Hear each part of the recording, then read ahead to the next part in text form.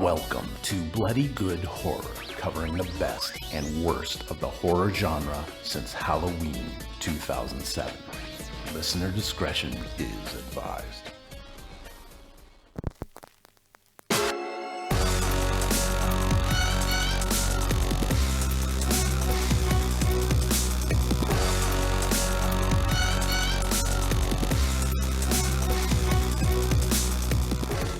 Hello everybody and welcome to another exciting episode of Bloody Good Horror. My name's Eric and I'll be your host for this evening, where we will be discussing 47 Meters Down, this Mandy Moore vehicle with sharks and scuba masks.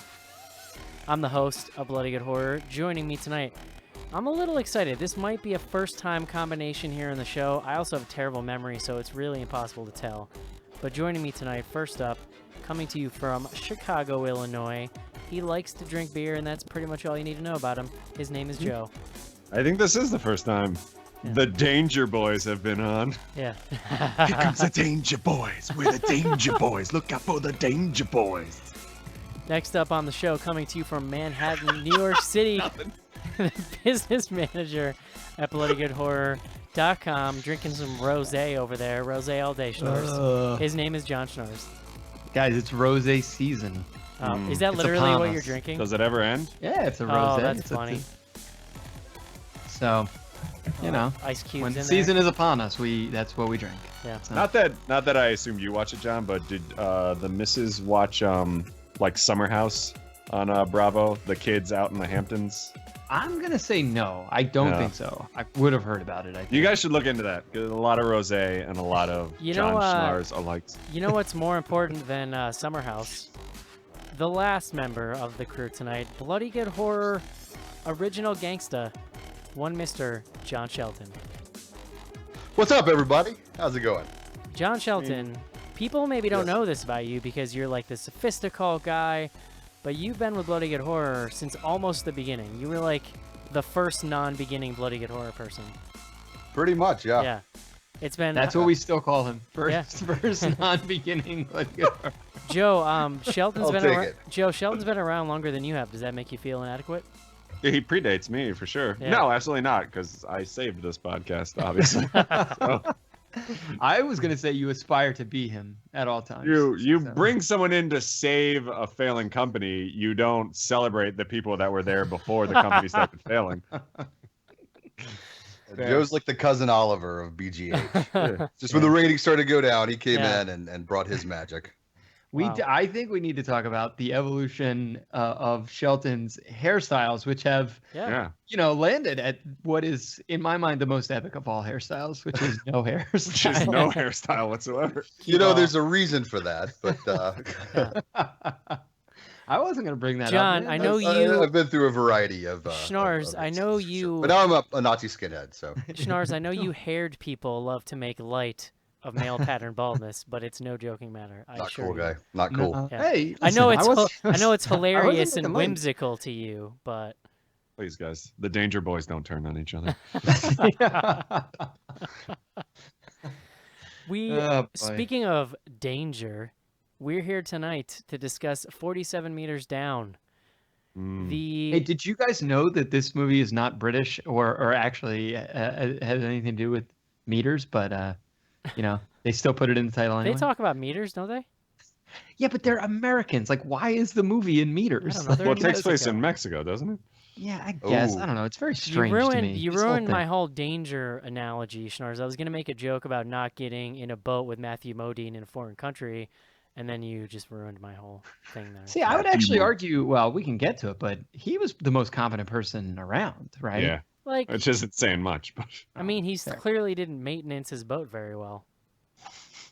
Well, he also clearly got to go to Mexico for filming 10 minutes of a movie. Yeah. Oh, so I have a little bit of voiceover. We can talk about it, but I have a theory that he had one day on set and then he phoned in the rest of his performance because 100%, 100%. Literally cell phone. He got a free vacation. That's why he's in this movie. Literally by phone. Yeah.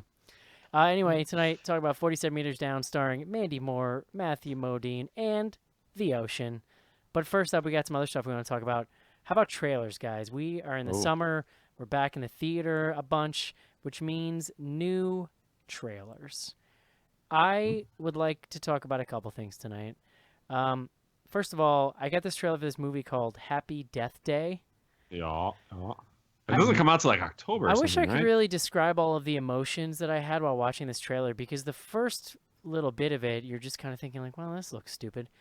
But then it was like I don't know, it kind of takes you on a journey, and I was sort of on board with it. So it's kind of like, well, any number of movies, but the Groundhog Day is always a comparison where this girl wakes up every day. At the end of the day, she's getting murdered by some kind of like serial killer person, and it's her job to figure out what's going on. But it looks like it's a little funny too, Yeah. It's got. and violent, and like kind of edgy. So I don't know. I was actually like, this could be something to look out for. So this guy, so I actually didn't see this trailer, and I'm actually pretty interested though now to check it out. It's a great title, and all the like poster images and all that stuff is very like, whoever did it has a love for like 80s slasher posters, so that's pretty cool. So he did, which we did not cover on the show, but I think some of you guys may have seen, Scout's Guide to the Zombie Apocalypse. Oh. He also did Paranormal Activity: The Marked Ones, which was the Latino spinoff sort of variety. You don't have to tell me, John. I think about that movie every day. And you know what? And I've said this on the show. I think it's one of the best Paranormal Activity movies. So, like, Okay. You're I'm very wrong. No, I mean, come on. That's another thing. But yeah, that movie's fucking awful. He's a good-looking gentleman, though. Have you looked at his picture? Well, he's been associated with some of these other movies, some of the other Paranormal Activities, but it's unclear to me what role he was playing in those. Jesus So Christ. He's You could also the set your watch son- to that chin. The son of Michael Landon. Oh, He was born on the highway to heaven. that explains it. He's literally the son of an angel. Jesus. My God.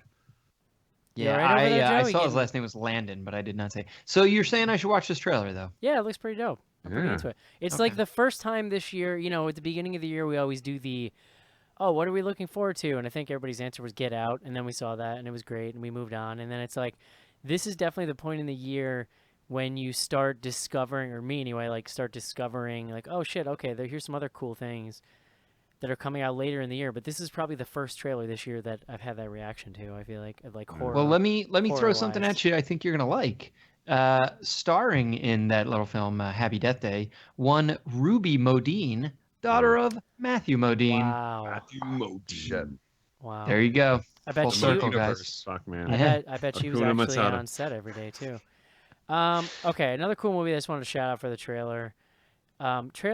So Baby Driver this is Edgar Wright. Oh, yeah. yeah. Is that right? Fuck yeah. Can I just So say good. there's something I can't. Okay, this movie looks awesome. This trailer is really awesome. They're really playing up the whole music thing. It seems like it's a real like integral part of the movie. I think that this is maybe like top 10 worst titles of all time. And I have this theory that like the script was just called Driver, and they were like, well, we can't name it Driver, and like somebody insisted on calling it Driver, and they're like, well, we need to put another word in here, and somebody was like, Baby, because the guy's name is Baby, so just call it Baby Driver. It's stupid. So I hate this it. is and it it's upsets Edgar me. Wright. Like, there's no way they changed it. Like, he got to do whatever the hell he wanted on this. I don't think that's true, John. Every time I hear this title, though, I think it's like a Baby's Day Out, like spinoff. Yeah, or it's a like terrible- baby geniuses. Yeah, right. I remember exactly. hearing about this movie for like probably a year, and that's always what I imagined it was about. And then, Yeah. now I saw the trailer. It looks awesome, but it's Edgar Wright, so it's a sticky like title though. You can't forget It's that. just a distractingly bad title, I feel like. It's maybe not great, but it's memorable. So it comes out this coming weekend, and it is currently at 100% on Rotten Tomatoes. So Oh, Nice. mhm. My mother-in-law's There going to you be in go. town this weekend, which means free babysitting, Schnorrs. Maybe I will Oh. sneak out for that. Boom, Uh, nailed it. It's funny. So my theater, I talked about it. I go to one of those theaters where you pick your seats. Joe's talked about his anxiety of picking your Oh. seats. Well, listen to this scenario, Joe. You would have lost it.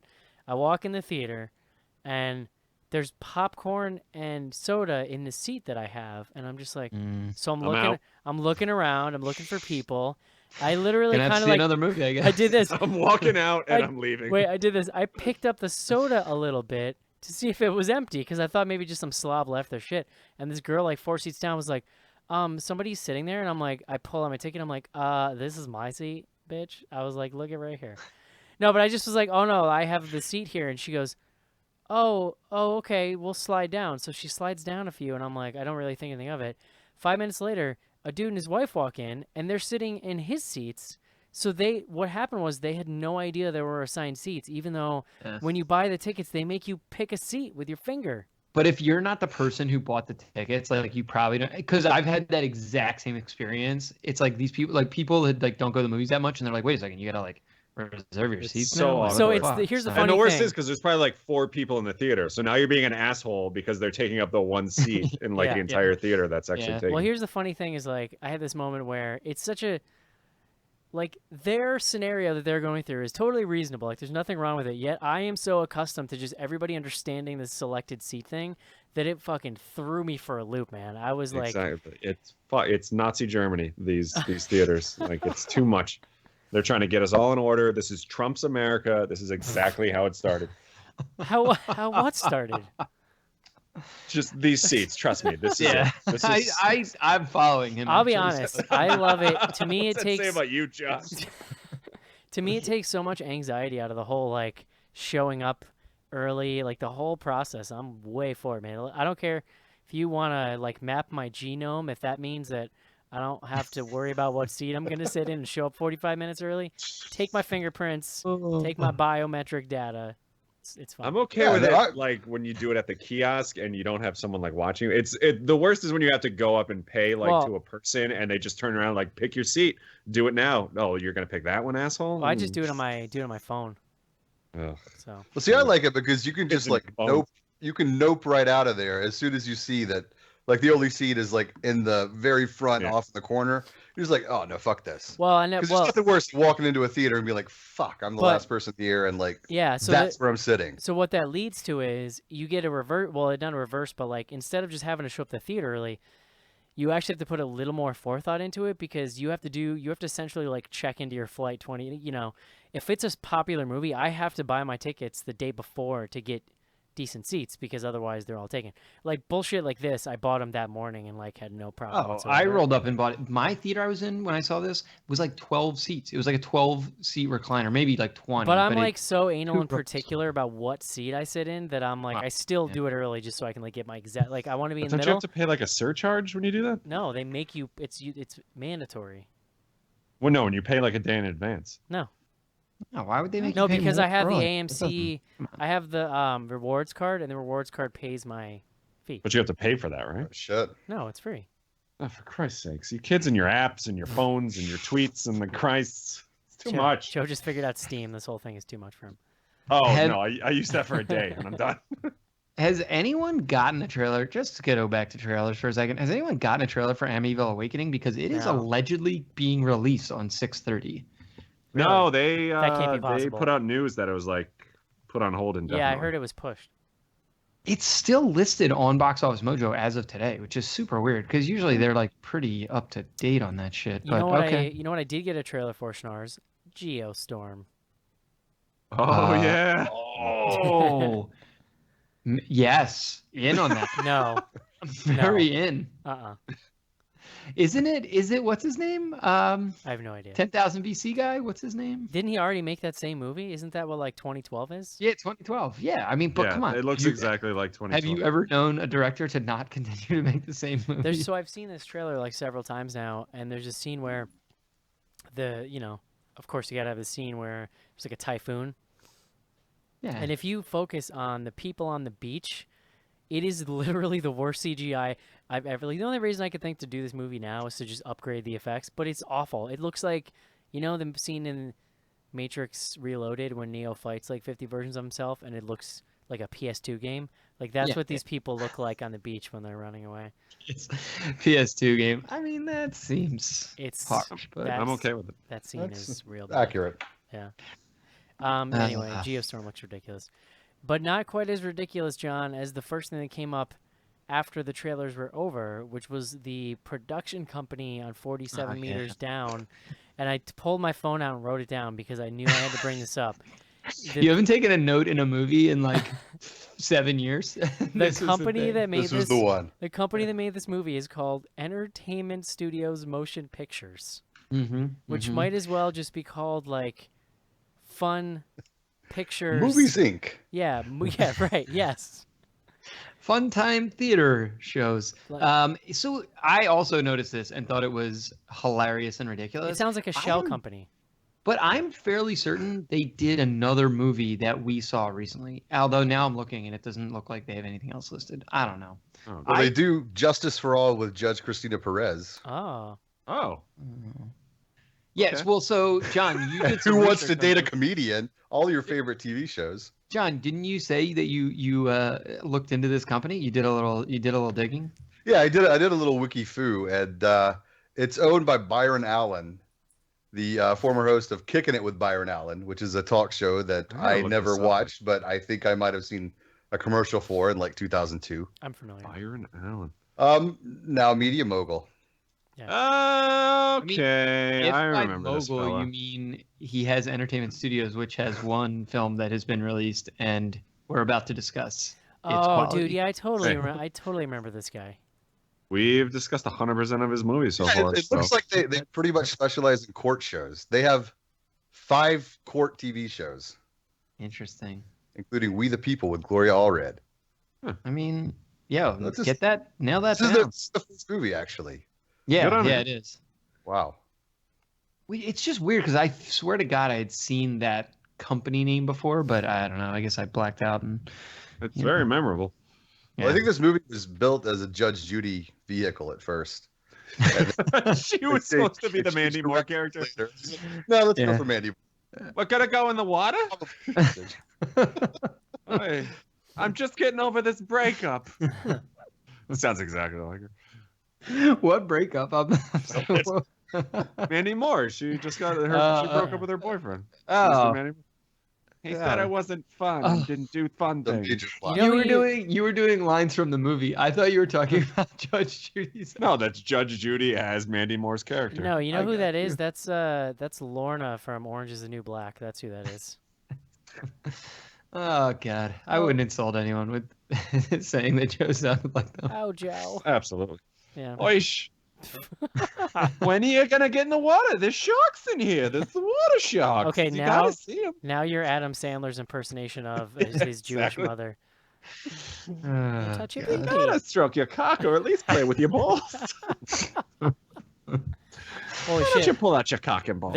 There's a reference that 20% of our audience is young enough to old enough to know. Oh man, Oh, I honestly had forgotten about that until Joe just said it. I think about it every day. It's bringing back some very you strong gotta memories. do it. Okay. Oh my You God. want mama to play with your balls?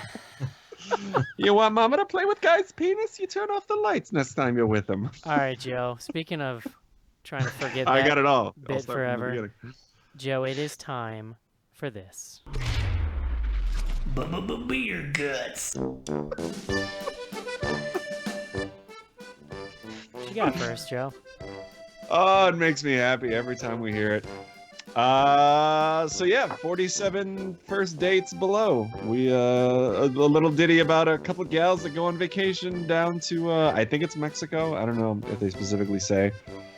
But they're somewhere on the beach enjoying themselves and probably drinking a beer. And if you're gonna drink a beer, you might as well drink one from the good man, Mr. Jimmy Buffett.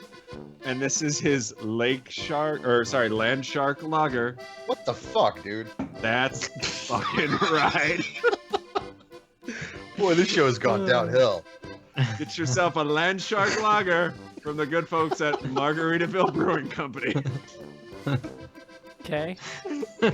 I don't know if you guys have ever been to a cheeseburger in paradise, but I No. would put it I up think there. it's safe to say no. I would put it up there top 5 chain restaurants. And when you go there, you're gonna want to get yourself a big, tall, frosty mug of Land Shark Lager Huh. from Mr. Jimmy Buffett. Are they kicking you? Are you getting kickbacks from the Jimmy Buffett people without telling the rest of us? Oh, Spoiler boy. alert: Margaritaville Brewing Company is actually just Anheuser-Busch, but you know this one comes in at about 4.7% alcohol. So you know you can have a good gallon or two of these and still enjoy the beach and watch the kids and have your fun, do the sharking. Have your what did I'll be you honest, say? like this beer is garbage. Like it tastes like straw and like urine, but out of like a gigantic frosty Oh mug yeah. with with a 4-pound burger in front of you, like it hits the spot. Some jalapeno poppers. Exactly. Entire lime in it. It's good for where you'll find it. They just bring you a side of lime juice. Yeah. Like Here you go. Pour this 8 ounces sugary thing in here to I'm not gonna bother with the website or anything. Landsharklager.com if you couldn't have guessed. But in the hot summer sun or down on the beach when you're drinking swill with Mandy Moore, this is the beer you're gonna want to enjoy.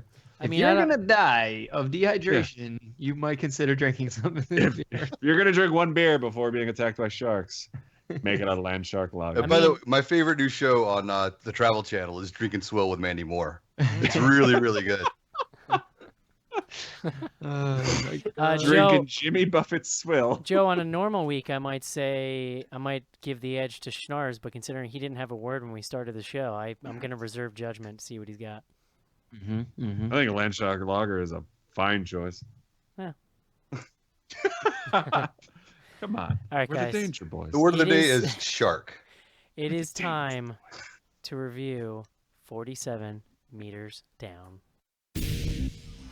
This is it, Jennifer. Your big break in TV. From the prime time, bitch. Main feature.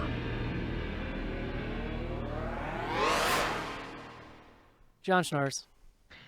Yes, Eric. I heard that you testified in front of Congress last week. Oh, hey. How did that You know, go? they asked, and I respectfully declined. Did they ask I pled you the fifth. if words mean anything? You wouldn't go against your president, would you, Joe? No, I would never. I wouldn't ever. No, that came up. We got into words, and again, I had to plead the fifth. Do you have a cape? Do you have a cape that just says has the alphabet on it or something? You should. You know what? It's funny because I actually own a lot of shit now that has the alphabet or letters on it, but it's mostly for like 1 to 5-year-olds. So I believe we have a cape. It's a Super Grover cape though, so not nice. as alphabet related. Tight. Yeah. Mm-hmm. All right, John Schnars, champion of words. Please bring us the word of the day.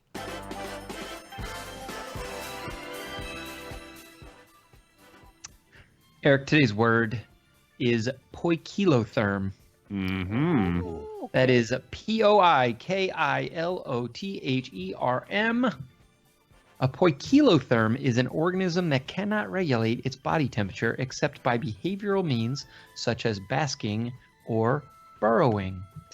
The term derives from the Greek poikilos, meaning varied, ultimately from thousand making. That's I guess the Greek, and then thermos, meaning heat. So you may better know a poikilotherm as a cold-blooded animal, such as a shark. I believe most, or maybe all, I guess all fish, I don't know, I didn't do that much research, are in fact poikilotherms, as well as things like frogs and shit like that. So, Love it. Thank you, John Schnars. You got it, my friend. Why don't you tell me a little bit about this movie? 47 Meters Down comes to us from director Johannes Roberts. So, interesting combination of names there. He's a British director, best known to us as the director of The Other Side of the Door, 2016. He's actually done a ton of other horror movies that, I mean, just based on their titles, are horror movies, but I have not sort of researched any of the others. He is, or has been, sort of tapped to direct The Strangers Part 2. Currently without a release date. We were talking about that today. That's been in development hell for like years. Yeah. So Yeah. I don't know that it's actually a real thing at this point, but yeah. I mean, we'll see, right? But so this movie, written, he's the co-writer along with another guy, Ernest Riera, as Joe mentioned, or somebody mentioned up front, starring Mandy Moore. Claire Holt is like sort of the other main character. Claire Holt, it plays this sort of best friend Kate of Lisa, Mandy Moore's character Lisa. They are they're not best friends, they're sisters. You have Lisa as the older sister. Mandy Moore. I mean, listen, they get along famously. It's like sort of unclear at first, but then it like comes up, I guess, at some point. They're on vacation, and it's sort of is revealed early on that Kate has joined Lisa sort of on a last-minute whim, and it was because Lisa's boyfriend was supposed to have been with her on this trip, couldn't go or like backed out. And then Kate's like, "Oh, I'm so glad to be here with you." And then Mandy Moore reveals like, "Oh, actually, he broke up with me." And really, this has like very little sort of like bearing on the plot, except that it becomes the device by which Kate convinces Lisa to go on a shark dive, whatever you call these Listen, things. man, when you got to get over lost love, you just get in that cage, that rusty cage, and just see what happens. You know, Well, he broke up with her because she was boring, right? Like, that was the whole thing? I mean, well, I it's was the gonna it try is not the to it is the start fl- yeah, it's the Story checks flimsy out. it's the flimsy plot device by which we are able to buy that her younger sister, we want to say the other character. Yeah, she went through like a So little that speech about how she was the funner basically, one. you know, right, that she's always had this complex about not being adventurous, and then her boyfriend left her, and she thinks that's why, because he said so, and like so that is the conceit that allows us to believe that she was talked into this whole sketchy situation. Yes. Yeah. So and we should say like they had kind of like met these two dudes in Mexico. It's like never sort of explicitly said, but they are speaking Spanish, so they're either local or like they are Mexican, but also on vacation. So these guys essentially convinced them like, hey, come on this shark dive thing. We have like a friend, or we like know the guy who runs this boat, and he'll let you do it like pretty cheap, and like it'll be really cool. You'll get to see these huge sharks. So, and as you mentioned, it's like there's this whole contrived thing about how she's boring, and like she's got to show her boyfriend that she's cool, and then he'll take her back, which like we got to come back to talk about the fact that like it's basically like like the most sexist movie I've seen in a long time, I feel like. But Yeah, I mean, there isn't much characterization to her except the fact that she wants her boyfriend back and why she was dumped. she's like willing to basically like risk her life to like grovel for her like boyfriend's attention. It's pretty depressing as far as like a commentary on sort of. I mean, you don't know the guy. Like, That's true. He could be a baller. it'd be totally worth it. Maybe his hair looked like Joe's. You don't know. Yeah, that's right. So they go on this boat. They get out to this boat, and Matthew Modine is the driver. And as Eric mentioned up front, if that is the case, you should be somewhat concerned. The boat also looks like a fucking hunk of rusting. It's rusting literally garbage. all rusty. Yeah. They like drive out into this water, and the other dude, like the sort of first mate, immediately starts chumming the water. And one of them, I think Lisa, the sort of, or Kate rather, the younger one, who's like, Kate has like been dive trained, like she's scuba trained, and the other one has not. Mandy Moore has not. And of course they like have to like pretend like she has, and they sort of lie about it. And they immediately start chumming the water. They sort of lie, but then, even though it's made quite obvious to Matthew Modine at some point that Mandy Moore has zero diving experience, he still just lets her go. Yeah. But the point on chumming the water is like Kate makes this whole comment of like, isn't it illegal to do that? And they're just like, whatever. Don't you want to see some sharks? And so Don't be a pussy, bro. Yeah. Next stop is like these 2 or 3 monster sharks, like 25 foot sharks start swimming around the boat. The two dudes, like sort of bros that they've met, they go down in the cage for a little bit. Cage comes back up. The girls get in the cage. Cage goes down. They decide they want to come back up like pretty shortly after. And as they start to get pulled up, the cage breaks and they fall. The winch breaks. No, they go farther than 47 meters, right? Isn't it that the depth thing only goes 47 meters, but don't they go farther beyond that? If you're telling me that the title of this film is a lie, isn't that what I'm happened? going to be very upset. No, Because I then thought it was they were 47 meters down. I thought that like the thing. They could only communicate 40 meters. Oh, maybe okay. Yeah. No, Eric, I thought why would the it make thing any said sense? 47. They're out of They weren't range. 47 meters There's down. a lot in this movie that doesn't make sense, John. It's- God, fine. this whole movie was a lie. Yeah. It's actually 49 meters, but that movie was already made like about 15 years ago. Yeah, It's pretty good. 8 millimeters. So that's it really. Like the rest of the film is like will they or won't they get off the bottom of the ocean? Will she Will get they, her won't boyfriend they? back? You know. Yeah. Joe, And yeah. Yes, sir. tell me about your experience with this movie. Well, there was about 5 other people in the theater. I was not a fan. The movie I thought had some decent areas of tension, and I thought it was actually a cool idea. Like, I actually haven't seen The Shallow, so I can't really compare to that. But I liked the idea of, the sort of trapped underwater, and they only have like an hour worth of, air, and that whole deal. Like, I thought it actually built the tension a bit. My biggest problem with this was the dialogue, and we talked a lot about it over email. Like, I felt like every time something was happening, Mandy Moore was narrating it also, which came to be like super distracting and really obnoxious. Like, she cuts her hand and she's like, "Oh, I cut my hand and I'm bleeding." Like, everything was just kind of set up. And then we'll talk about it later on, but like, they really telegraphed the, like, quote unquote twist at the end of this. Like, you saw it coming a mile away because of the way that they revealed it.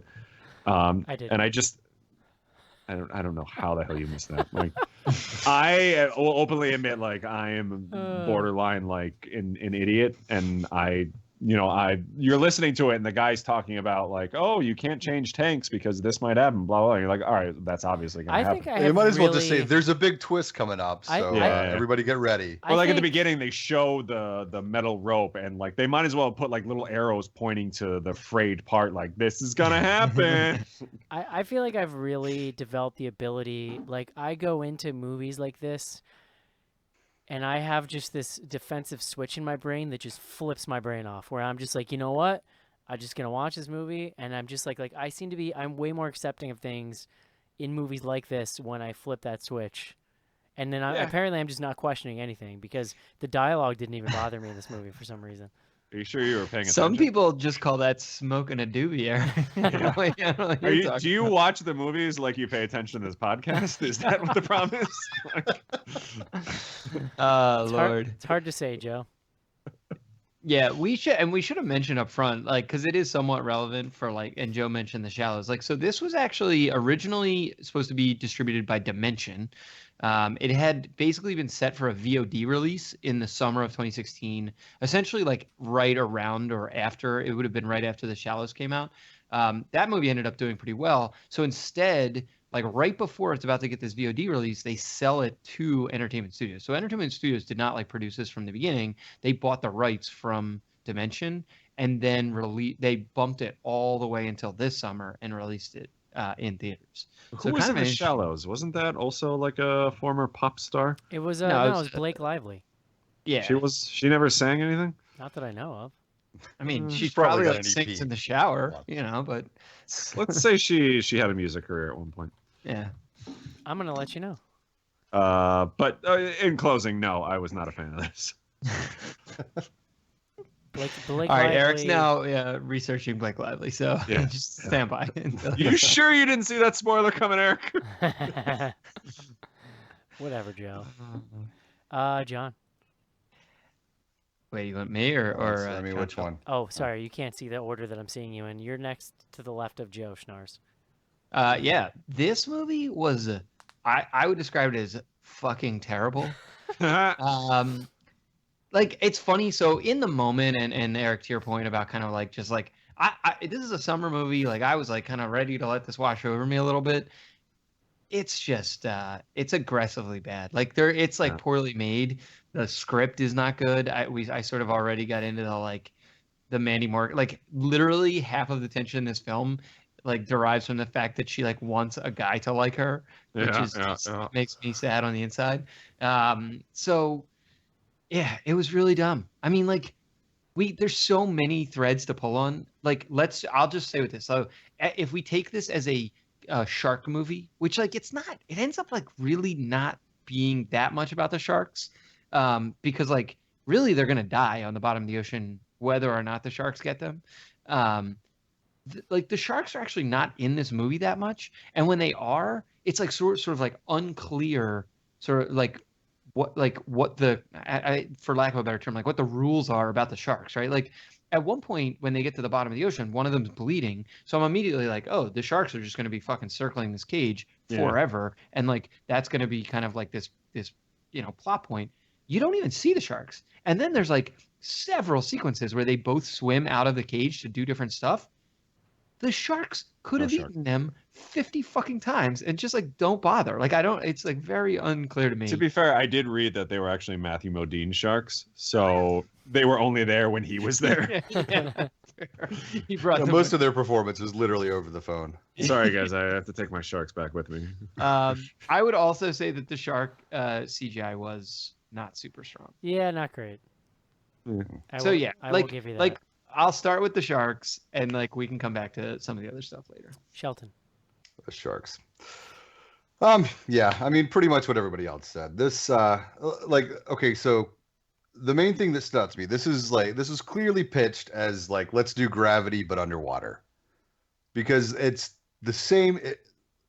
We'll get into the twist later, but there's a lot of similarities. We'll just say, but it's not like a good director. So that's the difference between this and Gravity. Like I think we built up Stars' expectations too much with that comparison, and he was like, "What the fuck are we talking about?" It's like, well, no, I didn't say it was good. Way to go, Shelton. Yeah. I was slightly spoiled by the email thread before I saw this. That's fair. No, it's a good comparison though. Like to your point about like the way that it's structured, in the like. We are trapped in this like unforgiving environment, and like we now have to like solve like little mini problems almost. Yeah. The mini problems are just like dumb though. Like there's this whole bit, the swimming for the flashlight thing. First of all, shark should have eaten them 2 seconds after she swam out after that goddamn flashlight. Yeah. And then it's like the flashlight's just like sitting on a rock. It's like over in the corner, not moving. Like the guy's obviously dead. Like... Well, but then the guy shows up. Like where did the guy come from? None of it made any sense. Wait, what? Yeah, the guy shows up and he goes, "Get back in the cage!" Like he like bumps into her. Yeah, that's true. I don't remember that part. You did not see this movie. Eric? Yeah, Eric really. No, I don't remember. I remember them finding the dead body, and I guess I remember him putting them back in the. Yeah, that's a little fuzzy.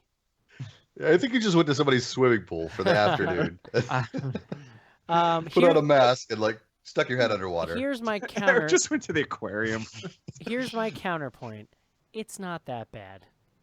It's because you didn't watch it. Please. Yeah, if you don't pay any attention to it, it's okay. I think that all of the criticisms about the plot are super valid. I think that it's very thin. The whole idea of why we're here and what you're given to the characters is like really non-existent. But I do think that there was some decent tension created with some of these scenes. And I think it's just a really interesting exercise to think, like, on everybody's part, right? It's an interesting exercise to think, like, you know what'd be great? I want to film an entire movie where two people are in a cage with diving masks on. And then if the idea that the actors were like, yeah, that sounds like a lot of fun, is really fascinating to me. Like, okay, like, sure. It must have been miserable filming this movie, but I think that wonder, do you think it was actually them? Like, I think that they created It could be anybody though. I mean, that's the thing. Like it's like that's one thing I was really surprised by with this movie was that almost the entire movie is them in the cage. Like this would be like one scene in a typical movie. Yeah. Like the big scene where they're trapped in the shark cage. Did you ever hear that story of Alvin, what's the Chipmunks, the Squeakquel or whatever, where they're on the cruise ship? So David Cross plays the bad guy, but he's in a like beaver costume the entire time. But because he signed up for the movie, they made him play the beaver. So the entire like an hour and a half movie, he's in this costume, and he's like, "Why the fuck do I have to do this? Why can't you just have like some like extra do this and get paid for it?" And they're like, "No, we paid for you. You're gonna fucking do it." It reminds me of like Mandy Moore, get in the goddamn cage, go underwater. We paid you. I never heard that story, but I love it. So yeah. Anyway, so Eric does not apparently. Okay. I would contest that there are actually some pretty suspenseful sequences, like whether they make any sense or not. I think that they visually create some decent tension in this movie. I want to talk about the twist too eventually, because I think that even if it's telegraphed, there's actually this very specific part in it that I really liked, and I was surprised that they did in a movie like this. I think that they completely ruin it with what they actually do at the ending, but I think there's a moment there where I thought they were kind of onto something. You know, I wouldn't really. I think John's point of email is dead on that. The Shallows is way better than this for a lot of reasons. One, like it actually has a sense of humor about itself. What's fascinating is that The Shallows The Shallows is better, even though Blake Lively has nobody to talk to almost the entire movie. Like she pulls that whole movie off by herself, whereas you have two characters here, and they're just not given as good of material to work with, and it just The Shallows is like 100% a better movie. So let me this is like I'm gonna go down like a tiny little like rabbit hole, but like how the fuck did the radios work? Were they like point to point radios? Like, we should explain, like, for people who haven't seen this, they're talking to each other, the sisters, the whole time they're underwater. Mm-hmm. So like I've been scuba diving, like you don't just like have radios. Like, the joke of this is I was scuba diving in Mexico because I've never been trained, and they just let you fucking go down underwater with no training. It wouldn't surprise me, like that technology doesn't seem that far fetched. Like sure, but like but there are times when Matthew Modine. There are times when it seems. Yeah, he has this super advanced boat that he's working with. He's got like a rusted out cage, but somebody's got like top of the line walkie-talkies for you to have. Either way, like. So the problem though is there are times when it seems convenient for the plot, for sure. Well, so the point I was gonna make is like your point about The Shallows and like how looking back on it, I actually like remember it really fondly. I probably like it more in retrospect than I even did at the time. But like it's actually really smart how that movie does as much as it does with literally one character. The big difference being the shark is a fucking character in that movie. Like it like has a personality and it like acts in like a way that is like understandable. Well, in this movie, the fucking sharks just like show up randomly for no reason. So is Blake Lively. Like they actually managed to give a decent amount of development to her that doesn't have anything to do with her boyfriend.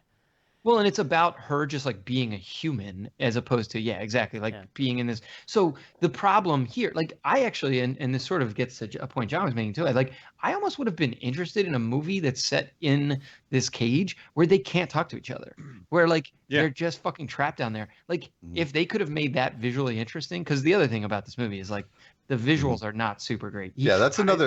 That's another thing with The Shallows. Is The Shallows is like a really pretty movie. Like the cinematography on that movie was like really, really good. It had these really like nice like beach vistas and like your little seagull friend. Like, but and there's interesting stuff to look at. This movie is just like once they get in the cage, it's just like an hour of blue with little spots like floating around and like masks. That's all you see, and it gets it just gets boring after a while to just stare at that.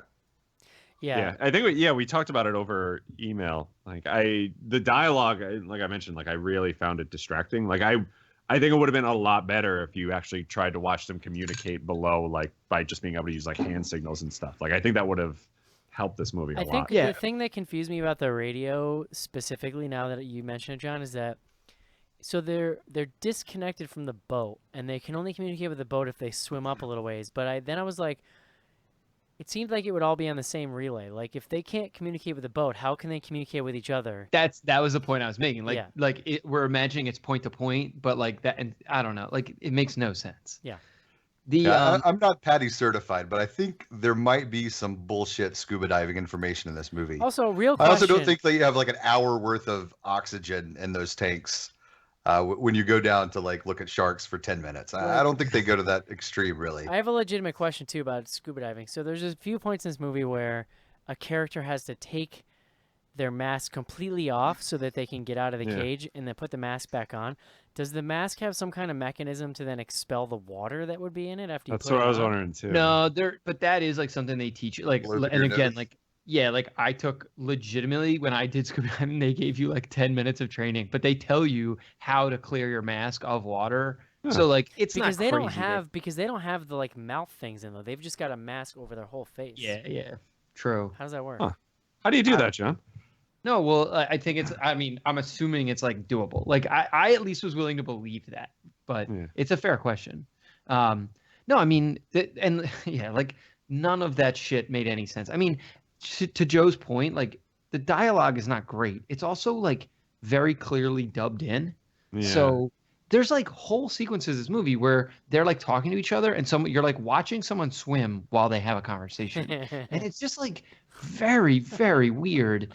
There was a sequence earlier in the film where they're walking down the beach and they clearly dubbed dialogue in because I don't know, maybe they like didn't like what they filmed or it was like super windy, but like it just didn't make any sense to me, and it seemed super bush league for a film that like theoretically is being released in theaters, even though Yeah, I mean, this whole thing is pretty bootleg. Like, I think it was wise of them not to try to put it out anywhere near The Shallows last year. I also think that it probably was just gonna like. I think this movie 100% got released because Mandy Moore is on that show now, and that actually is a pretty big following. Like, I don't see why else you put this out in the summer. Well, and I don't like. Is Mandy Moore really the draw of that show? She's been people are way into her on that show. Like, it's the whole Yeah. show is Yeah. about. she's also like about still her like and, kind of a pop star and stuff, you know. her and Yeah. Milo Ventimiglia are like the couple like in the show, and it's I don't know what actually you're pretty talking good. about. I've seen some of it. The no, I mean, listen, this movie. So the budget on this was $5 million, and it box office was like 13 mil. So like, they're like Entertainment Studios is laughing all the way to the bank on this, or whatever. What's that guy's Entertainment name? Studios Movie Productions or whatever. You know what? Yeah. My theater was actually like fairly packed. Come to think of it, like There was more people in my theater than I thought there would be for like a 10 a.m. showing on a Saturday. John, I think you're referring to Entertainment Studios Motion Pictures. Yeah, but what's the guy's name? What's Shelton? I think it's Arsenio. He's breaking. Lamont Bond. He's breaking out of Montel Jordan. he's breaking out of the Judge TV show circuit. So The shocks down So, here. John, bring me through the ending here because I really want to discuss this. yeah. So the spoiler that we've kind of been teeing up, and this is we're laying down your official spoiler alert here. So when you are scuba diving, like, and especially when you go to like the depths that they're at, because for the American listeners, 47 meters is something like 150 feet down. You're at like serious risk of getting the bends if you like ascend too quickly. What are the bends, John? Which They They didn't really explain what the bends were in this movie. I was really confused you know because why they I didn't know? have enough exposition. Do you know why I know what the bends are now, John? Because Matthew Modine explained it breathlessly about 25 times. It was Eric's 30-second of clarity He while was watching like, this movie. "You will die. There's a nitrogen bubble. It's there in your brain, and you will die." Nitrogen narcosis. And then 10 minutes later, he's like, "Have I told you about the bends? You guys really don't want them." They said it like 3 or 4 Bad times. news. Yeah. It's not good, guys. It's not good. And one of the most serious side effects, as Matthew Modine explains in excruciating detail of dialogue over a cell phone that he's dialing into the studio. From LA. All right, guys. Now remember, I get to keep the iPhone. But it leads to hallucinations. No. The bends is the one you die. Like the nitrogen will actually make you die. You're thinking of the one where they Oh, I'm sorry. You're right. It's related, right? Like so. Oh God, I'm so sorry. The Danger Boys don't talk over each other. Yeah. Danger Boy. You get the hallucinations and then you get the death. Like I think they kind of like it's like the precursor. But basically what happens is they get the second set of tanks sent down, and he's like, "Yo, I didn't want to do this earlier because when you switch tanks, you're almost definitely gonna get that thing I told you about." It's like Matthew Modine is on the show. Yo, what's up, G? It is weird the way he says that. Like he's been completely withholding this information that he had tanks, and also like he drops them in the ocean, right? 100, and they got to travel 47 meters down, and presumably there's like currents and stuff, but they land like real close to where the Dude, don't even get me started. This is like, so when she swims out to find that flashlight, there is no fucking way she ever finds that cage again. Because she swims like 100 meters. Yeah. She can't fucking see anything. It's the And she bottom gets of the lost, right? goddamn Like she at one point she like loses like where she is, and like that. To Eric's point, like that part was actually pretty I tense. think those 'cause you're like, parts, as holy shit, like, dumb as they are, they're kind of tense. yeah. Well, no, like it's scary. I'm not disagreeing with you that would be a scary sequence. But then you're like, wait, she gets back to this fucking cage, no problem. Like it's, I don't know. Oh, the best actually. Before we move on to the spoiler, the moment where she's being chased by the shark and literally like a fucking cave just appears out of nowhere. But not even a cave. Like she hides behind a rock. Like you can, like they talk about how like sharks can like smell and like sense everything, but meanwhile you can just like crouch behind a little boulder. No, but literally at one point she does go into a cave and the shark can't get to her. People in my theater were legit like, where did that cave come from? Like, where? And like, how are you gonna climb into a cave in a movie like this and there's no scary eel? Yeah, like that's what caves all are seen for. Finding Nemo. We know what happens. Yeah. So all right. So really quick, so we're told that there's going to be hallucinations. It's kind of like yelled at us several times by Matthew Modine. So then, basically, they get these second tanks, and I forget why the younger sister leaves the cage, but she gets straight up sharked. Like she gets like smoked by a shark. And then, then we've got Mandy Moore. Well, we forgot that they like pulled the tank. They pulled the cage up at one point, and then the cage falls back on Mandy Moore and like crushes her leg. I'll be honest, I was super surprised they went there, like specifically because of what you're saying about how easily, like there's like tension, and then it's just like, oh no, it's fine. She found the cage. Like everything kind of goes okay in a weird way, and then I was like, holy shit, like the sister just got murked. Yeah, so she gets sharked, and so then you got Mandy Moore trapped under this cage. The tank, the extra tank that her sister was getting for her, is like just out of reach. She like does this whole convoluted like thing with a harpoon gun to like get the tank.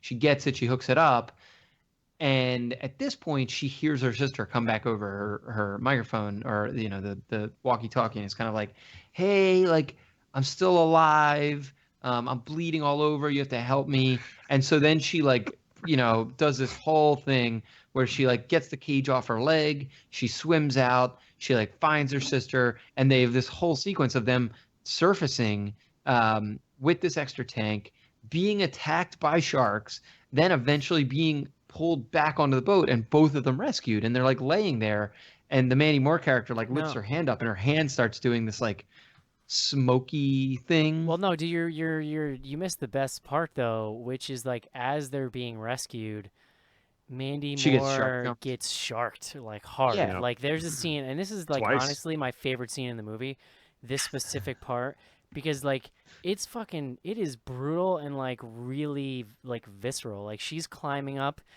out of the thing, I think after she's already been bitten once, and like you see this full-on shark shot, and this thing just like chomps down on her like thigh. Like the idea that she had a leg left after this is ridiculous, but it's like, but she survives. Like, yeah, but it's like gouges the honestly, shark's eye out. I love it. Like that's true.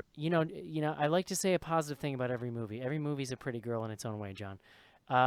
Like this scene is really well shot. Like the way that they showed this specific attack too, it's like there's no shaky cam, there's no like cutaways. It's like here's a shot, boat level, she's climbing up, and this thing just goes blah, and it's like I thought it was really pretty legit. Oh, I agree, but in the back of your mind, except for you, Eric, like that this is all hallucination and this is not really happening. I had no idea. Yeah. Well, so I mean, like I actually didn't know where it was not clear to me what part was hallucinating. But as soon as that sister came back, I knew, because she got like, she got attacked in the face. Yeah, but she did. But so then Mandy Moore is on the dock, and they're talking to her, and all of a sudden Matthew Modine's voice starts sounding radio-y, and then she's looking at her hand, and I thought this was another like really well done visual where she's looking at the cut on her hand, and instead of it just bleeding, the water is like floating into the air like it would be in the water. Like that was a really cool visual. And then we slam cut back to she's in the cage. Her leg is stuck underneath like it was a half an hour ago. She never escaped. She must have like switched her air out at some point, and that caused her to start hallucinating. And Matthew Modine is yelling at her that she's hallucinating. And you know what it is? It's like I've actually never seen Gravity, but it's The Descent. Right? It's like the exact ending of The Descent where she's escaped, she's in the car, and then it slam cuts to she's back in the cave and she's like lost her mind. To me, I felt like they could have done that without the whole like switching tanks and setup, because that would have made it a little more of like, oh my god, like an aha. But even if they had just like at this point slow pulled out as you hear Matthew Modine saying something, and then you know, maybe show that her air tank is low and then just like cut to black. Yep. Like that's Yeah. the ending of this movie, and I would be shocked if that wasn't the original script ending. But then of course, they've got to kind of give you half a bullshit Hollywood ending where then like, oh, actually they do kind of like they do save her, right? But the sister's dead. Well, the all we Coast Guard see is comes her over. getting saved. Yeah. Yeah. You know what? You make an interesting point too, Eric, about the original ending, because knowing that this guy was the director on Other Side of the Door, that had a pretty rough Brutal little ending there. Yeah, like Yeah. and it's just I thought, you know, telegraphed or not, I still think it would have been kind of ballsy to just end it right there because that would have been really dark. Yeah. I agree. And I think would have maybe redeemed some of the movie, but as it was, I was like, really? Even as a person that was kind of with it, I'm like, oh man, you guys just screwed the pooch on that one. Yeah. Sure did. The pooch was screwed at, like, I would say 50 to 60 times in this movie. So. I still maintain that Mandy Moore is an American treasure. Oh no! So I will officially go on record here on the show. She is not a good actress. No. So- I'm with John on I this. I thought she respectfully- was wonderful and Tangled, but I don't think she should be doing moves and making sounds at the same time. It's almost surprising that her voice acting is good, because like this movie is her doing voice acting.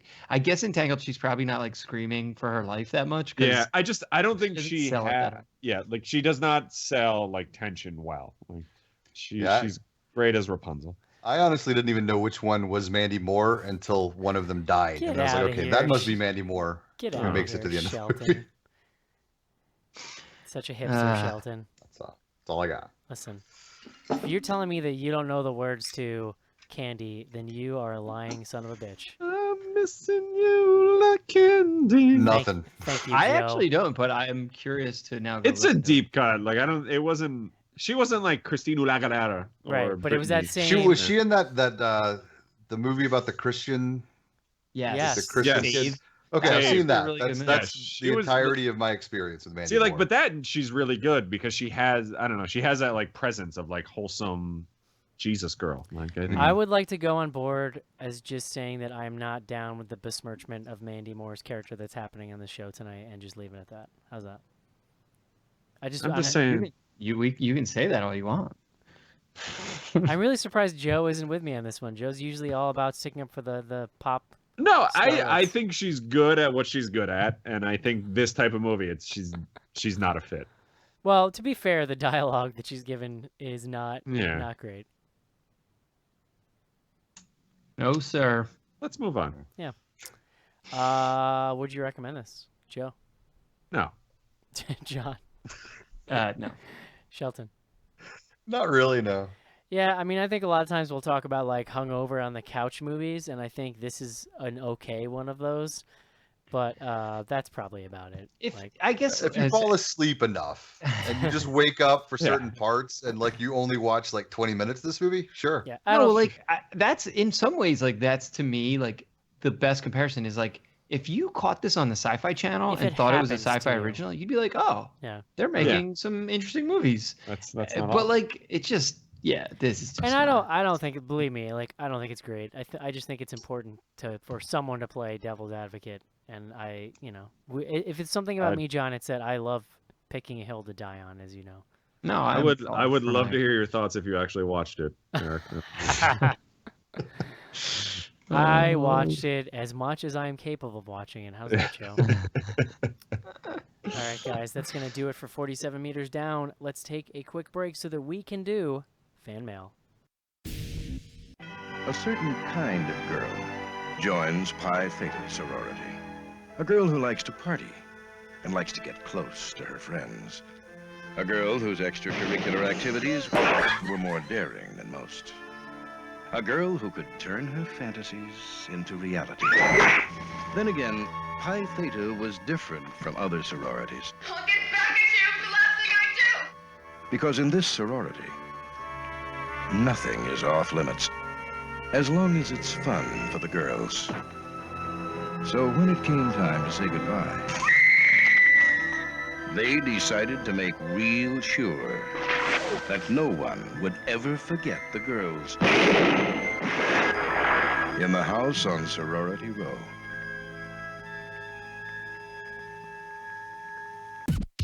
Hi, this is Jeffrey Combs, and you're listening to Bloody Good Horror.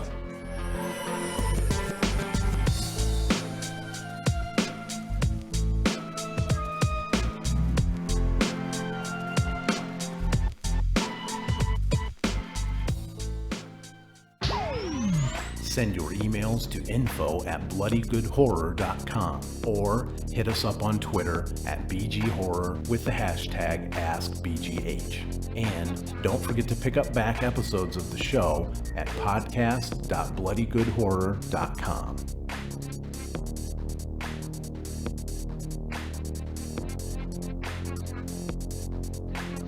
And we are back. Bonus points tonight go to Schnars for guessing the name of the movie in the chat before the bumper revealed it. Yeah. Raising the roof. Nice work. I'm a big fan of the original House and Sorority Row, and actually the remake is pretty good too, if I recall. I've actually seen the remake a couple times. I think Never the seen remake it. was fine. I saw it again. It's pretty good. I would watch it again. Yeah. Yeah, and the original's pretty dope. Yeah. I mean, whatever. It's like sort of a classic, I would Yeah. say. So. Diggity dope. Put that on the box. Schnar says, whatever. It's sort of a classic. All right. We actually That's my have professional assessment. info@bloodygoodhorror.com. We actually have a bunch of fan mail this week. It's been a few weeks, so Oh, hopefully some tasty nuggets. we got a couple of nuggets here, Schnar. So first up, Christian writes in, says, on the Girl with All the Gifts episode, you had 2 conversations about Looney Tunes and didn't so much as mention Marvin the Martian, you monsters. Christian from San Francisco. We did talk about it, I believe, on Slack later. I have a confession, Schnars. I actually have 0 opinions on Foghorn Leghorn. I was just messing with you. God. And like the best part of it was how much it actually got under your skin. Yeah. I To mean, be fair, like Marvin the Martian is also like right below Taz on like white trash level. Like, yeah. Like I was actually going to make the argument that Marvin the Martian is not like a core Looney Tunes character. He only shows up in the context. I mean, I think of Daffy, although maybe he was in some Bugs episodes. He had his own. He had his own shit too. Yeah. But he's definitely like just below. And then, like Taz, as far as like white trash shirts that you would buy. At oh Walmart. yeah. Forgot about Taz. No, like as far as white trash T-shirts, Marvin the Martian is #1, like always. Well, no. There was that Taz and Bugs with like crisscross outfits. And, like, yeah. Right. That is #1 with a bullet. Joe also pointed out this specific T-shirts. Joe also pointed out this week the presence of maybe uncomfortable racism in one Mr. Foghorn Leghorn's. It act. sounds like at any moment he's about to drop some racist shit. Yeah, but come on. Yeah, listen, you're being racist. I say different races shouldn't get married. I'm pretty sure that was in some of the older ones. Yeah, I wouldn't be surprised if there's like some cartoons in the vault that he's going off about miscegenation. Yeah, come on, you guys are just you racist. know Yosemite Sam is a huge racist. Oh yeah. He definitely believes in states' rights, but only when it's convenient for the things he believes in. Huge Trump supporter. Anywho, next up, Adam. This is great. I love this email a lot. Actually, like I love almost every email tonight. Like it's a pretty good selection. Adam says, "Just heard you guys talking about A Ghost Story trailer. I have seen this film. If you like watching a grieving woman silently eating pie for 10 minutes before vomiting and not much else, then this is for you. I had to watch it for work and still struggled to stay awake." Interesting. Where do you work? Yeah. That's from, I'm in on this. That's from Adam. That made me laugh. But is that's not getting a wide release, is it? It's not getting a wide No, release, that so looks it's like coming some out art July house shit. 7th. Yeah. It's but it is not getting a wide release. So this next up was an email. This was actually like a we get many fascinating levels of spam email at the Bloody Good Horror email address. Some of it's personalized, some of it's not. Some of you can tell there's just like a form that filled in the name of your website, or we get like dozens of daily emails from people who want to like write articles about whatever their bullshit is and then pay us to put them on the site. And some sites actually do this. I don't know if the sites that do this like contract through an advertising agency or if they just take these random batshit emails that they get. But we got this really funny one, and I forwarded to everybody, and then yesterday I was like, I got to read this on the show because it's like really funny. So this is from Sally, and I'm comfortable saying that because I'm 100% positive that's not a real person. Sally says, "Hi there. My name is Sally, and I am writing because during my teenage years, my friend and I formed a heavy metal band. We were never really any good, but we played some gigs in the local area and had a lot of fun in the process. At the time, we did not know what we were doing or even which instruments to buy to make us sound more metal. Mm-hmm. Recently, You have to pick specific. Wait, Like, what? Harmonica at a triangle, and Yeah, it's just they like, did their best. I don't know, we got the xylophone. There's the guitars over there. I don't think they use those, though. but wait for it because this next sentence I think is my favorite.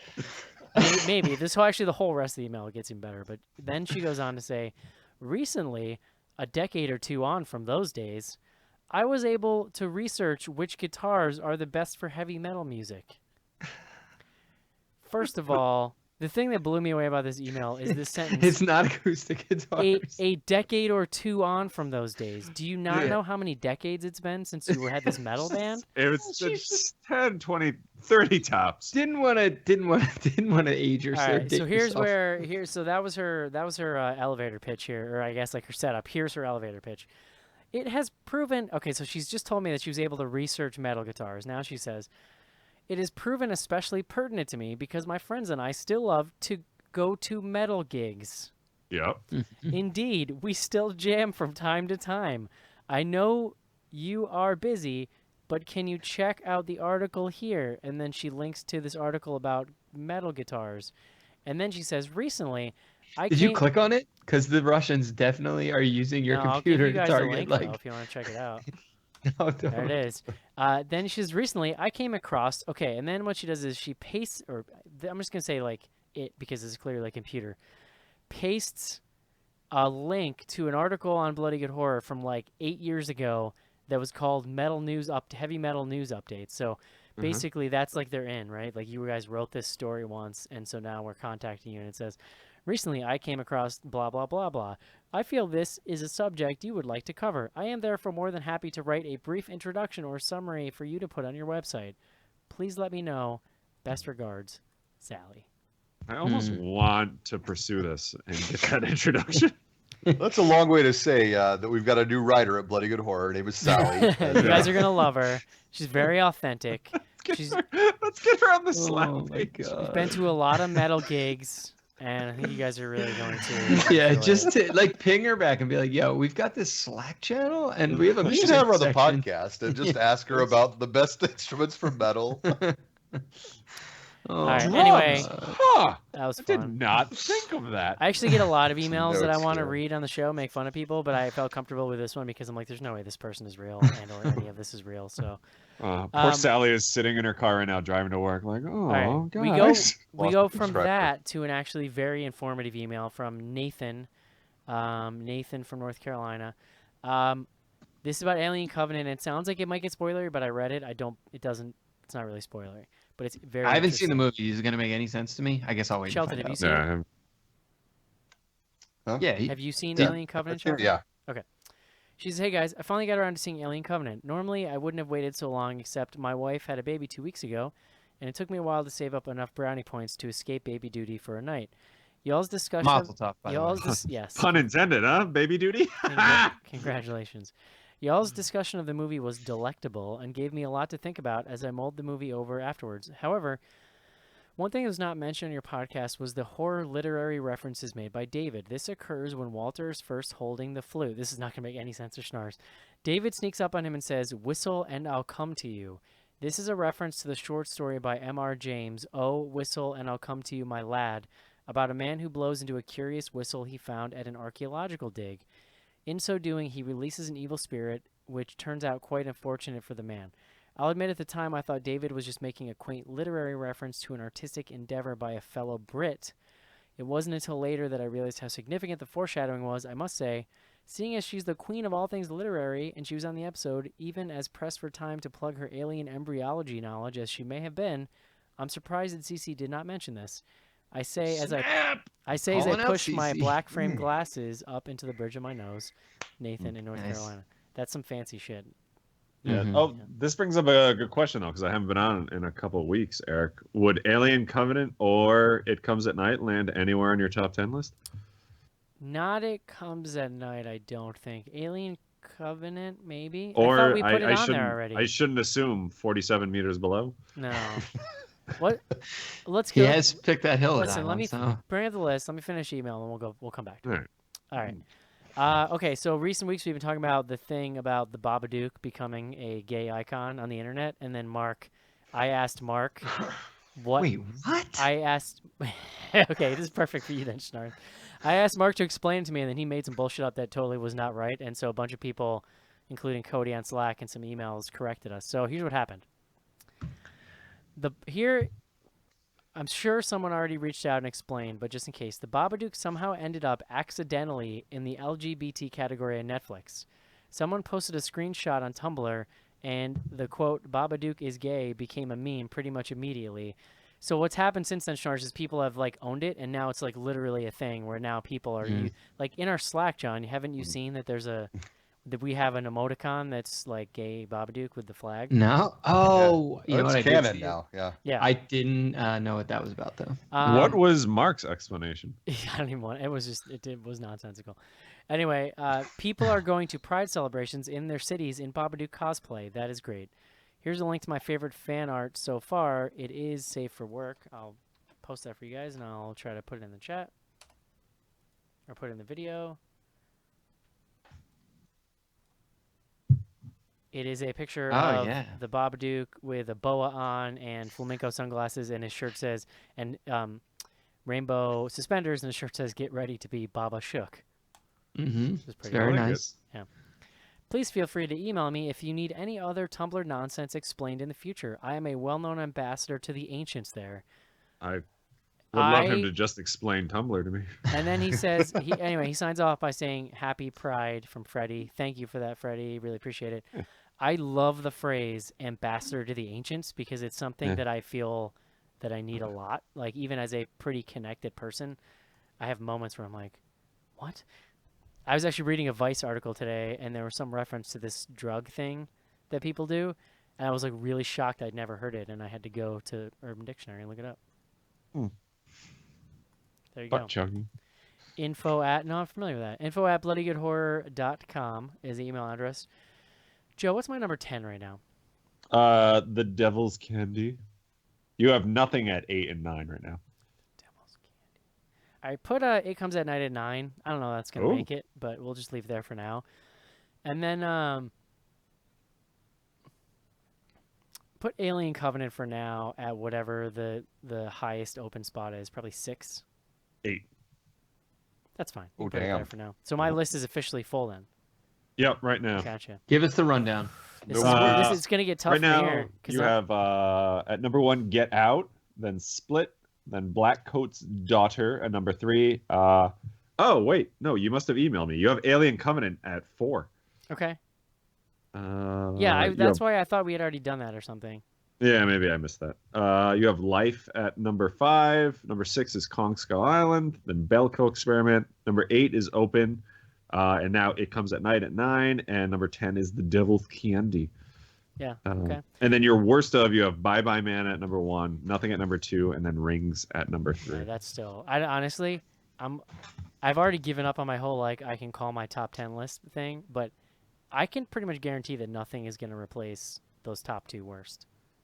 Well, you don't even have a number 2. You have a 1 and a 3 right now. Yeah, you have Rings at number 3. I have a space for... Okay, cool. Mm-hmm.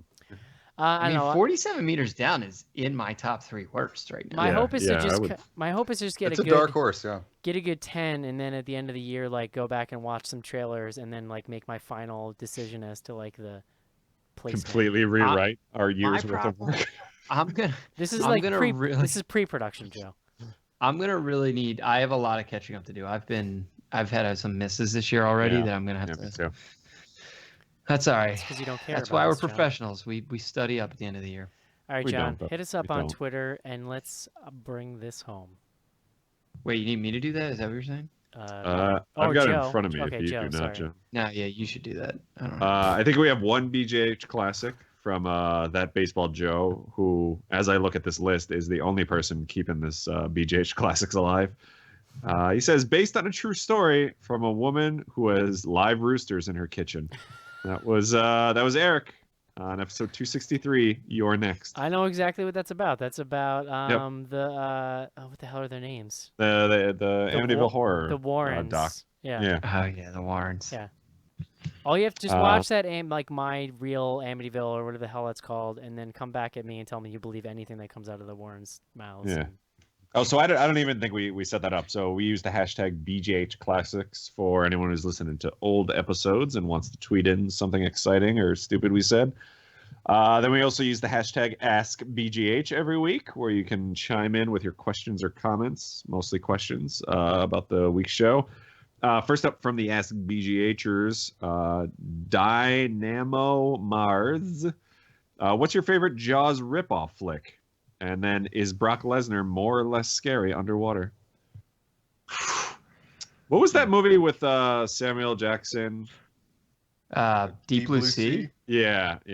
I would go with that. I mean, hold on. What do we classify as a Jaws ripoff? Like, because like, does just having I a think shark just in it any. class- I think any shark movie. Yeah. Like, what's your favorite? So it has to be shark Sharknado? or any animal. Like where does like grizzly fall? That's I true. think any non-Jaws shark movie could fall in this category. Yeah. Could Jaws 3 fall in that movie? I Yeah. was gonna say Jaws too. I don't really. I Yeah. mean, like the only one I'm not a big shark movie person. Like The Shallows might be the one I enjoyed the most. Honestly, like it's just not my jam. Jaws 3 I just loved because it was in 3D. And I remember, I think I actually may have seen that in the theater, or we had like the glasses at home. And like there was like floating hands and stuff. Like it was... I do remember Sounds like about right. being really excited. Like I don't even remember if I liked it, but I remember being excited back in the day when they made a mini series out of Peter Benchley's. What the hell was it? Was it a giant whale? Orca? Meg? Was it Meg? Well, Oh. Meg, yeah. No, but what did that's they not make? giant whale. They made that's like a... an NBC miniseries out of it in the like late '90s or something. Free Willy? Is that what you're thinking of? Damn it! There was a movie called Meg. There's also a movie called Orca, I believe. But the Orca is from like the 80s, isn't it? Yeah, it was like Oh, early okay. 80s, maybe late Somebody help. 70s. Is it Which that might be my favorite because I remember Is loving it that as a kid. Creature? Peter Benchley's Creature 1998 miniseries? Yeah, Killer Squid. Based Yeah. on Okay. I watched a little bit of that. I don't know if I ever, those miniseries were fucking terrible because they're so long. It was based on his Killer Squid book Beast, which also became a 2-part miniseries. That's got to be what I'm talking about. Yeah.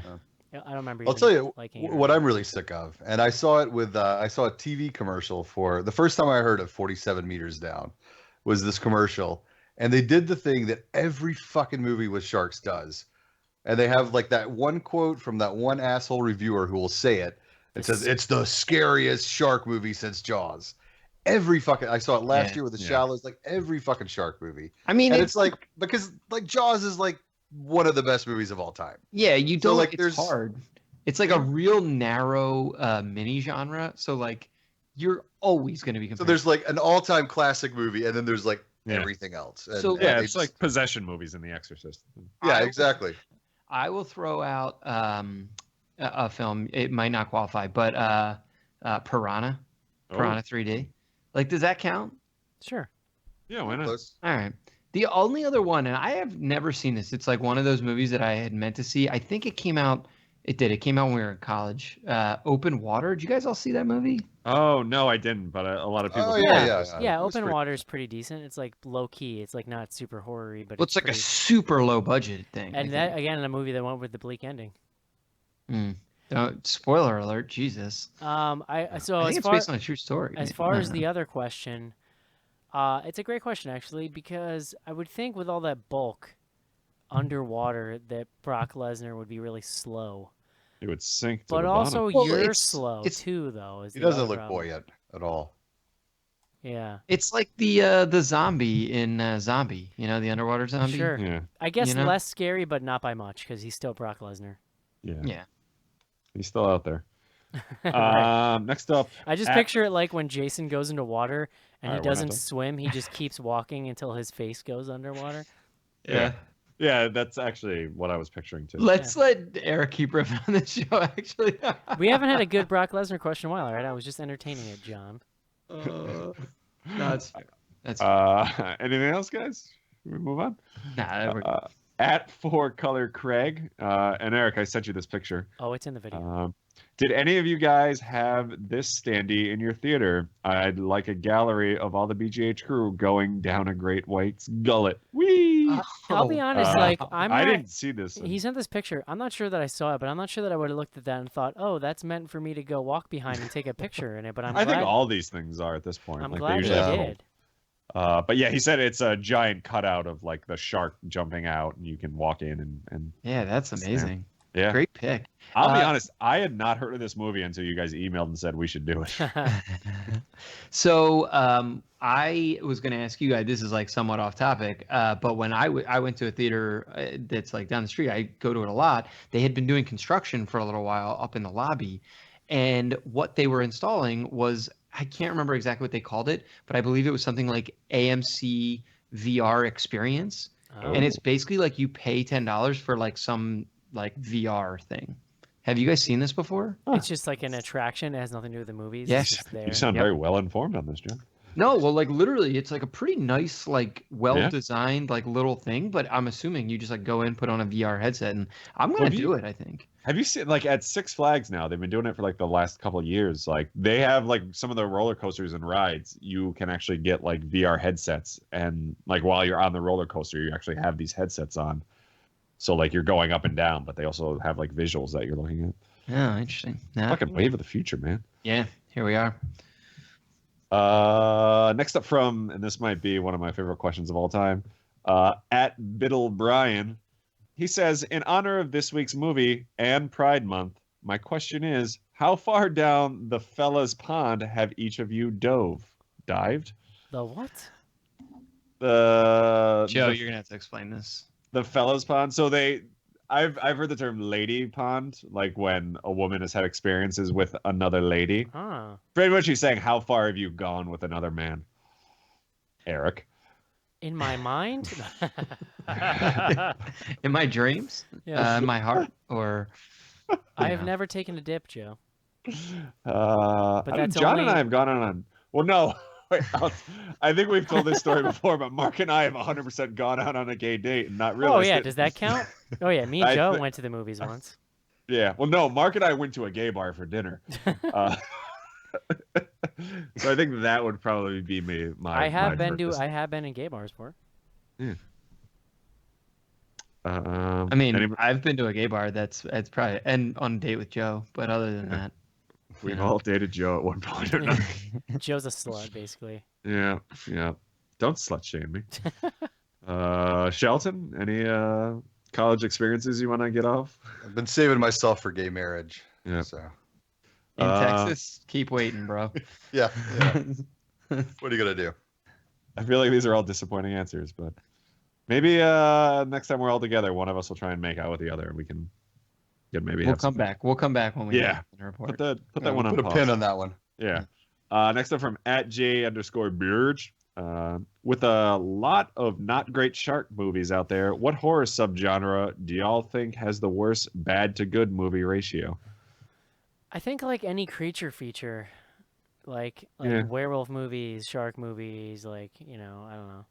Sci-Fi Channel's put out so much shit that just in terms of quantity, that's got to be the one. Slashers too, because the thing about a slasher is like they're incredibly cheap to make. Like literally anyone can make one. So. I mean, really, any genre like spans the gamut of awful to decent. Like, remember when we got that slew of like possession movies, and what was that one that actually you and I saw it in the theater, John? That like it just ended with a like website for you to go to. Oh, like, the Vatican one tapes or something. Yeah, I think it was Vatican tapes. I was gonna say something about Rome. No, I thought that was the Devil's Due or something like that, where because it ends in the car crash and then the URL comes up. It's not Devil's Due though, because that was the one where there's like she does like a cesarean section on herself. God, I think it was Vatican tapes. Pretty because sure. it's a first person no, thing. You guys are wrong. It is The Devil Inside. Oh, you're right. Okay. Oh, yep. It was the one about the girl. They go on these movies are all exactly alike. They go on exactly. Okay, it's found footage. They go on vacation to like South America somewhere, and she somehow ends up in some weird like voodoo party, and then passes out and wakes up. And when they go home, she's pregnant, and then there's all these weird people creeping around the house, and they're like some kind of devil cult. Yeah. Yeah, I'm looking at the I picture. remember way more about that movie than I do, but Yeah. It was kind of fascinatingly bad from what I recall, and it definitely had a pretty terrible ending. I remember John and I were really drunk when we went and saw it. Too. we had a couple beverages. Yeah. For someone who gets accused of not actually So watching apparently, the the guy who directed Devil Inside also directed The Boy. How about that? All right, next up from @Skizbat. He says, if this movie took place off the U.S. coast, would it be called 25.667 fathoms down? Well, here's my question: Is Mexico? It is a British film. Is It's actually, yeah. Is originally. Mexico on our system or on the like metric system? No, it's definitely on the metric system. Yeah, and pretty much everyone is but us.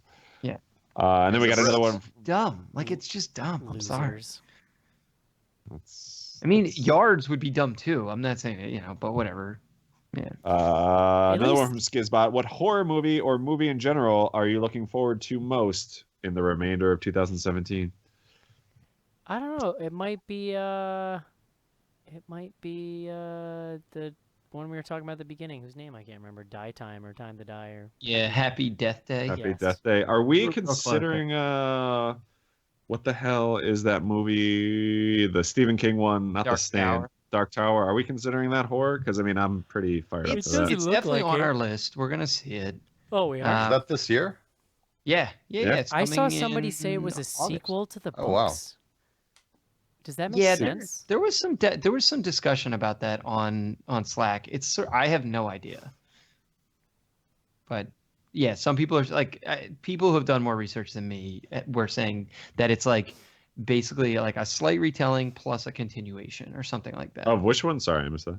Like of the like story. That it I actually guess. goes beyond the books at some point. Oh, interesting. I mean, I know it's not super horror, but War for the Planet of the Apes looks super good too. Oh, dude, yes. Well, Totally agree. We're definitely gonna do it too because we've done the other two, and I want to see it. Yeah, so. you might as well. Yeah, I mean, so as of right now, we don't have the October release schedule yet. So like, there's probably going to be some interesting shit. You guys are all forgetting a little movie called Friend Request. Oh God, no, we're not. Oh, boy. All right. Next up from @King Township Fit, scariest / least scary killer animal. Wasn't there a movie called like Frogs or Toads or something? Oh yeah, there's frogs, there's Frogs. Squirm, there was Night of the Leafus. The lupus. Lepus. No, lupus is like a disease. No, The rabbit one. Yeah, I think the it's, Leafus, yeah. I with think you. it's Squirm. Like Squirm is a disgusting movie, but there's nothing scary about it. It's actually Squirm is made one of my favorite Mystery Science Theater episodes ever. Oh, I love it. I watched that movie so many times as a kid because it was like one of those weird, like on every Saturday afternoon on Pix. All right, and then last one from @Robel. Why has there been no movie about snapping turtles? Because they're I mean, slow. That's actually a good point because they are scary as fuck. You'd Yeah, have they're I've been nasty tubing looking. many times, and like I've been more scared of snapping turtles than sharks, probably. Which one of the Ninja Turtle things is it? Razar or Tokar? Isn't one of them a snapping turtle? got to be Toka or Razor. I don't know which one's which. Come to think of it, John. And they were Yeah. only in the movie. They were only in Secret of the Ooze. Well, they were in the show too. The like cartoon. But I don't know if that's- if you're they not were considering born that from like they canon. were created from the movie, and then they bled into the cartoons, but they were from the movie specifically. You're telling me they weren't in the comics at all? I mean, like I never read the No, it comics. was total so- bullshit made up. Hold on, I need to figure out which one's which. Toka is a mutant snapping turtle, and Razor is a mutant wolf, Okay, which there is you go. just a werewolf, really. All right, we figured that out. That's it for tweets. Very good. All right, good work, Sure. everyone. What do we do next? There's a week? Flatliners remake. We should have been on our radar as best of 2017. Looking terrible. What's up next week? We got So- an open week. Yeah, I mean, the ultimate question is, do we go back and see The Mummy? I do know it. I know there's like strong. I'm fine pushback. with passing on it at this point, honestly. I actually think it would be an amusing show. I'm on record. I would saying- be okay doing it later in the year on video. At this point, I'm not paying to see Tom Cruise in No. the theater for 2.5 hours. All right. Well, let's come back and consider it. We will then have to circle back and let folks know what we're gonna watch. I'm a little pissed you guys made me watch this fucking movie when I could have seen The Mummy. I actually would have preferred to see The Mummy to this. Yeah, as bad as I think The Mummy is. I mildly regret arguing The Mummy now over email. I really hate Tom Cruise, so I'm fine with it. I think it was more this. We had so many discussions about not doing The Mummy, and then when I emailed you guys, you're like, "Yeah, we're doing it this weekend." I'm like, "What the fuck?" Like we talked 9 times. You know, if we do video, it might be a good time for a patron vote. I feel like it's been a little while. Maybe we can get a list out to them. So keep an eye on your Patreon feed. And if you want to find out how you can get this show live and in color every week, streaming video, patreon.com/bloodygoodhorror. And you can now get access to the BGH Slack. Hang out and chat with members of not only the BGH crew, but also all of our closest fans.